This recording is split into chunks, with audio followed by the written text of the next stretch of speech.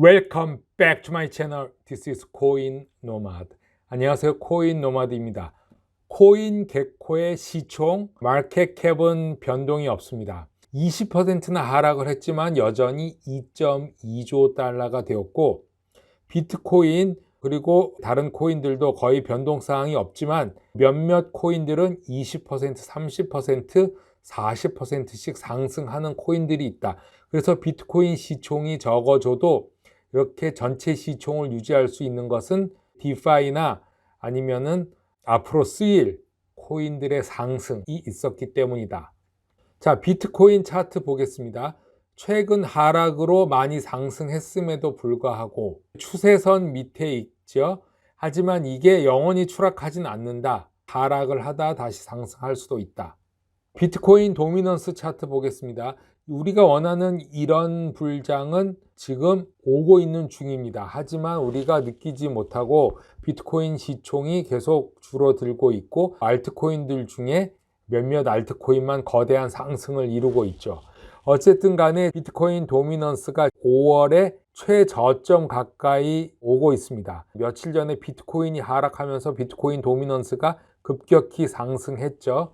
그래서 다시 비트코인 도미넌스가 하락을 하면서 전체 시장이 하락할 수 있지 않나 이렇게 보는 경향도 있지만 비트코인 도미넌스가 5월 최저까지 머무르고 다시 올타임 하이 전체 최저점으로 간다면은 또 한 번의 알트장이 한번 올 수도 있다 이렇게 보고 있습니다. 어쨌든 간에 이 부분은 굉장히 조심해야 된다. 비트코인 도미넌스 차트상에서는 이 지역에서 급격한 하락이 또 올 수도 있다 이렇게 보여지고 있습니다.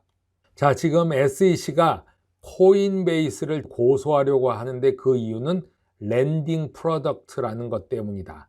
자, 이 랜딩 프로덕트를 출시한다면은 코인베이스를 바로 고소하겠다고 구두로 얘기하고 있습니다. 내용을 보면은 코인베이스의 최고 경영자 브라이언 암스트롱이 SEC가 코인베이스가 곧 출시하기로 한 랜드라고 알려진 새로운 대출 상품을 출시하면 소송을 제기할 것이라고 말했다고 하면서 보유 자산을 담보로 암호화폐를 빌려주고 빌릴 수 있도록 설계된 이 랜더 제품은 증권으로 간주될 것이라고 말했다고 합니다. 코인베이스는 몇 주 후에 라이브 스트림 생방송을 할 예정이어서 SEC에 연락해서 브리핑을 요청했는데 SEC는 랜딩, 대여 기능은 증권이라고 대답했다고 합니다. 따라서 SEC가 그들의 견해를 이해하고 공유할 수 있도록 도와줄 것을 코인베이스는 요청하면서 코인베이스는 항상 규제 당국과 능동적으로 협력하고 열린 마음을 유지하기를 노력한다고 말하고 있는데 오히려 SEC보다도 코인베이스가 더 투자자들과 소통을 잘하고 있는 것으로 보이고 있습니다. SEC가 왜 증권이라고 생각하는지 밝히지도 않고 그 대신에 코인베이스로부터 여러 가지 기록들을 제출받고 증인들로부터 증언을 요구하고 랜드 제품이 출시가 되면 아무런 설명도 없이 고소할 거라고 합니다. 브라이언 암스트롱은 코인베이스가 규칙을 안다면, 즉 SEC가 그런 것에 대해서 알려준다면 기꺼이 법을 따를 것이라고 말하면서 SEC가 지침을 따르기를 원하면은 코인베이스도 그 지침을 기꺼이 따를 것이라고 말하고 있습니다. 오픈마인드로 나가고 있죠. 그러나 서면으로 제시하기를 거부하고 대신에 비공개로 협박 전술을 펼치고 있는데 SEC가 전체 코인 시장을 상대로 XRP 투자자들과 코인베이스 투자자들에게 직접적으로 협박 전술을 펼치고 있습니다. 이래서 XRP 리플 소송이 굉장히 중요한 것이고 리플이 수많은 변호인들을 고용해서 소송을 하는 것은 XRP 리플만의 문제가 아니라 전체 크립토 시장을 대표해서 싸우고 있는 XRP 아미인 것입니다.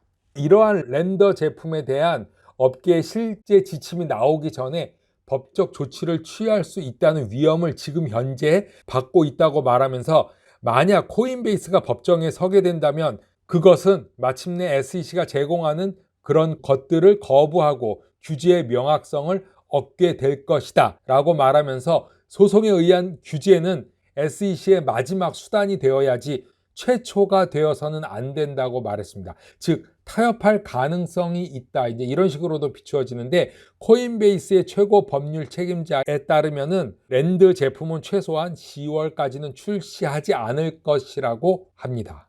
랄크 데이비스가 코린이들에게 20% 하락한 거에 대한 당부 말과 앞으로 전개될 사항을 말했습니다. 50만 팔로워를 가지고 있는 랄크 데이비스는 크립토 트레이더이자 시장 분석가인 뉴질랜드 출신입니다. 이런 비트코인 갑작스러운 하락에 대해서 코린이들에게 꼭 당부하고 싶다고 하면서, 비트코인이 7월부터 지속적으로 상승했죠. 하락한 후에 다시 V자로 반등하고 있는데, 최고가 52,900달러에서 거의 20% 하락한 46,000달러에 거래되고 있는데, 이렇게 갑작스러운 움직임은 암호화폐 자산에서는 흔한 일이라고 말해주고 있습니다.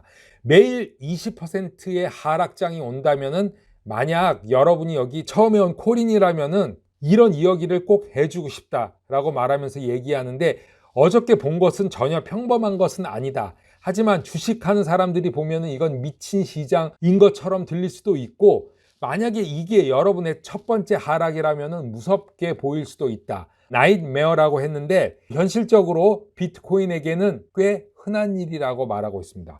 그렇죠. 오랜 시장에 있던 이분이 보기에는 이거는 흔한 거라고 본 것이죠. 그래서 얼마나 자주 두 자리 퍼센테이지의 하락이 있었는지를 보면은, 비트코인 2021년 현재까지 본다면 6번의 하락이 있었고, 오늘 같은 급격한 하락은 장기적으로는 영향을 미치지 못하지만 단기적으로 계속된다면 추가적인 매도세로 이어질 수 있다고 합니다. 이게 SEC가 원하는 것이고, FUD, 공포를 자극해서 지속적으로 차트를 만들어 나가는 것이 아닌가, 이렇게 생각됩니다. 데이비스는 비트코인이 지금 중요한 지점에 있고 42,500달러 그리고 4만 달러까지 예상해야 된다. 더 많은 하락이 있을 것이라고 말하고 있습니다. 제가 종종 소개시켜 드린 카포도 38,000불까지는 가야지 급상승할 것이다, 그렇게 보고 있습니다. 하락하지만 상승할 거라고 생각을 하지만 하락 있을 수 있다.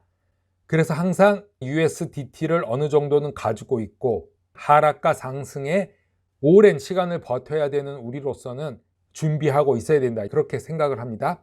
암호화폐 시장에서 이런 것은 완전히 정상적인 일이므로 어제 같은 상황을 예상해 볼 수 있어야 되고, 그 변동성에 부정적인 면이 있다 해도 놀라지 말라고 합니다. 멀지 않은 미래에 이 평균값은 되돌아갈 것이라고 말하고 있습니다. 코인노마드는 오늘 여기까지 하겠습니다. 감사합니다.